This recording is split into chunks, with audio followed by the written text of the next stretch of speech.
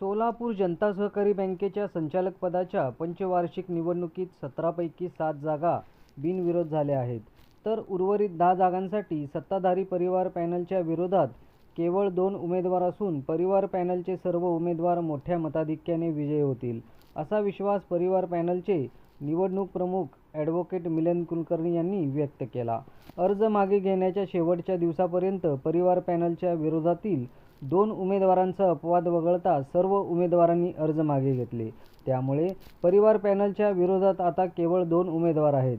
महानगरपालिकेच्या क्षेत्राच्या 25 किमी बाहेरील मतदारसंघातील ॲडव्होकेट मिलिंद कुलकर्णी, डॉक्टर हर्षल डंबळ, अमित आपटे, चरणसिंग चौहान, महिला मतदारसंघातील चंद्रिका चौहान आणि गौरी आंबेडकर तसेच अनुसूचित जाती जमाती मतदारसंघातील रवींद्र साळे हे देखील बिनविरोध झाले आहेत. 25 किमीच्या आतील मतदारसंघातून परिवार पॅनलतर्फे सुनील पेंडसे, पुरुषोत्तम उडता, राजेश पवार, गिरीश बोरगावकर, विष्णू मोडे, CA आनंद करवंदे, महादेव नावकर, ॲडव्होकेट मल्लीनाथ शहाबादे, सुरेश चिक्कळकी, प्रमोद भुतडा हे निवडणूक लढवित. सोलापूर जनता सहकारी बँक पंचवार्षिक निवडणूक 2026 ते 31 या कालावधीसाठी परत ही होत आहे आणि या निवडणुकीच्या अनुषंगाने आपण काल आपल्याला तो सगळा कलेक्टर साहेबांनी जाहीर पण केला. आपल्याला परिवार पॅनल आणि केटली हा चिन्हही मिळालेला आहे. सगळ्यात प्रथम मी आपल्या परिवार पॅनलची एक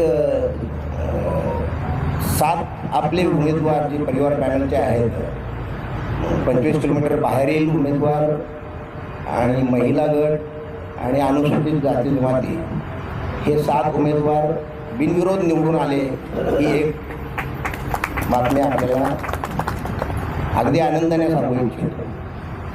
त्यानंतर आता जी निवडणूक लागली आहे ती आपल्या फक्त 10 सर्वसाधारण गटातून निवडणूक लागली आहे. 25 किलोमीटरच्या आत. आता आपल्या पॅनलमधील सगळ्यांचा मी परिचय करून देतो.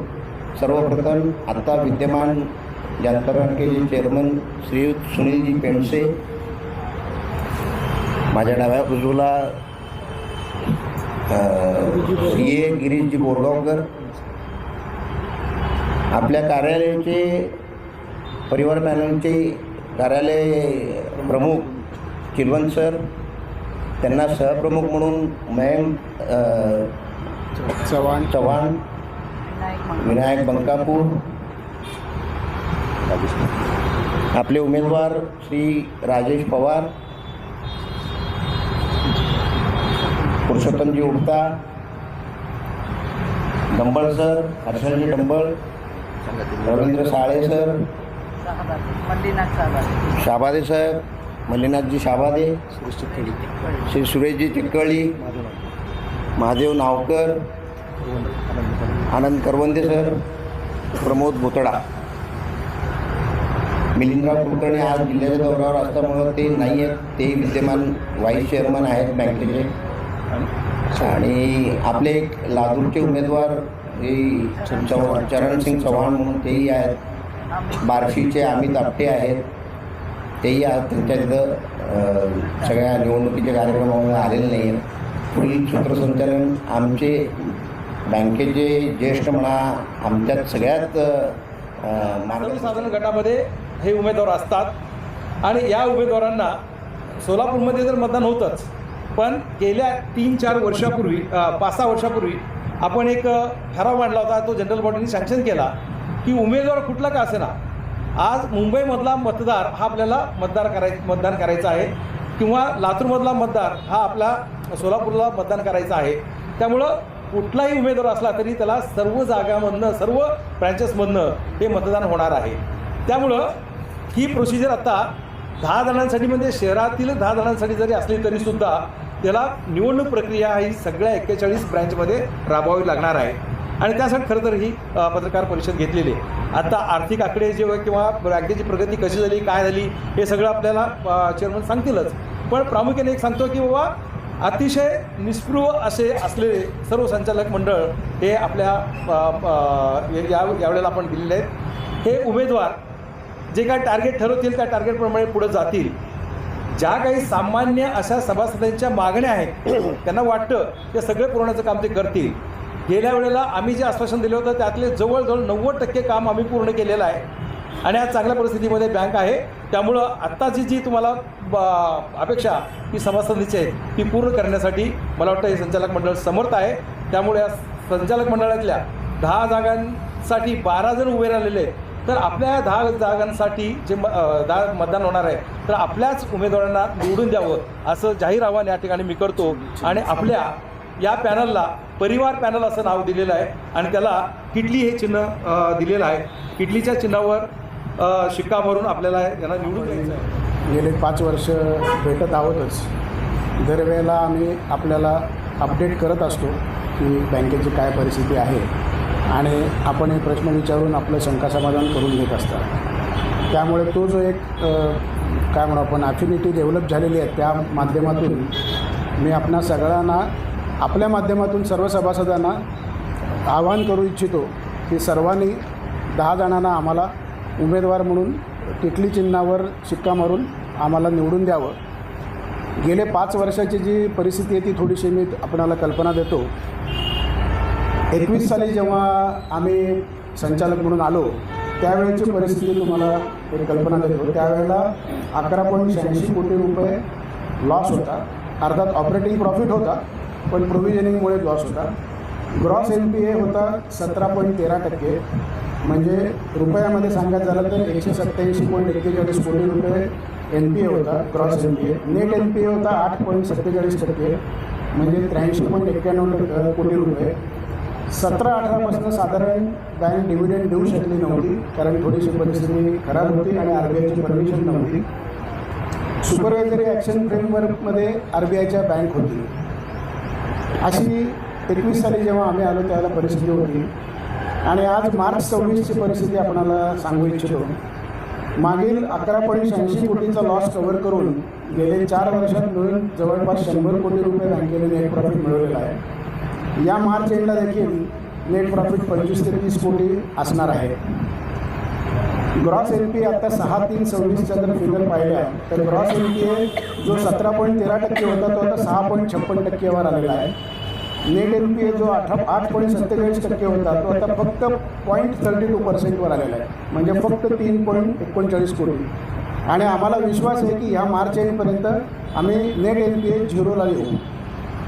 त्याच्याबद्दल आणि मी असं म्हणजे ह्यांनी सांगेन तुम्हाला कॉन्फिडेंटली की मीच म्हणतोय असं नाही.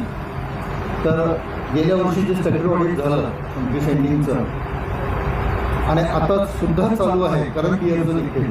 तर ते जे काही ऑडिटर आहेत मुंबईचे पुण्याचे त्यांच्याशी माझी चर्चा झाली आणि त्यांनी स्वतः म्हणजे इंडिपेंडंट ऑडिटर. आता मी संचालक आहे, मी स्वतः चार्टर्ड अकाउंटंट आहे म्हणून मी सृष्टी करणं योग्य होत नाही.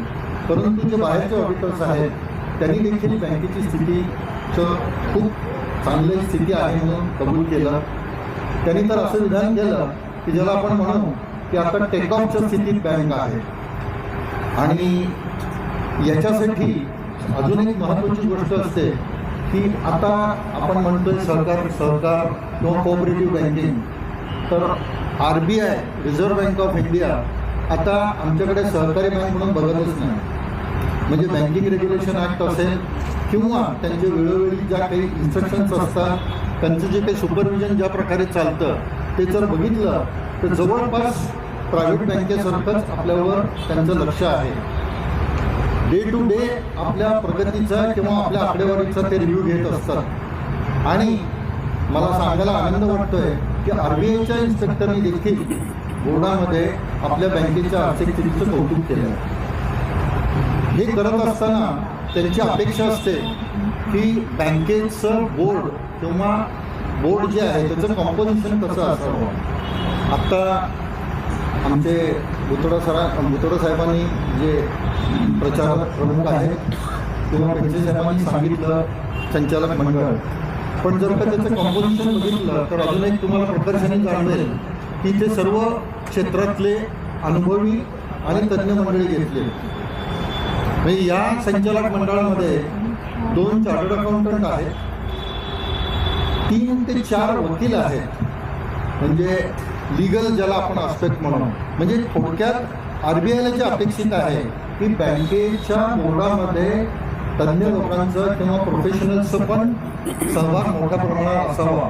तर यावेळेला संघाने हे प्रत्येक वेळेलाच घेतलं, पण यावेळेला विशेष काळजी घेतली आहे आणि बँकेच्या या संचालक मंडळासाठी कॉम्पोजिशनमध्ये अशा तऱ्हेचे तज्ज्ञ मंडळी पण घेतली आहेत. इतर अनुभवी मंडळी आहेत. हॅलो हां. तर इतर मी आत्ता म्हणलं तसं बाकीचे पण सगळ्या क्षेत्रातली अनुभवी मंडळी आहेत, व्यापारी मंडळी आहेत आणि त्यांचा गेल्या म्हणजे मी त्यांच्याबरोबर आता पवार सर आहेत किंवा इतर आहेत, मी त्यांचा गेल्या 5 वर्षात अनुभव घेतला की बँकेच्या प्रगतीसाठी टेक्निकली काय करता येईल किंवा इतर मार्केटिंगच्या दृष्टीने काय करता येईल याच्यासाठी देखील त्यांचा सगळ्यांचा हा प्रयत्न असणार आहे.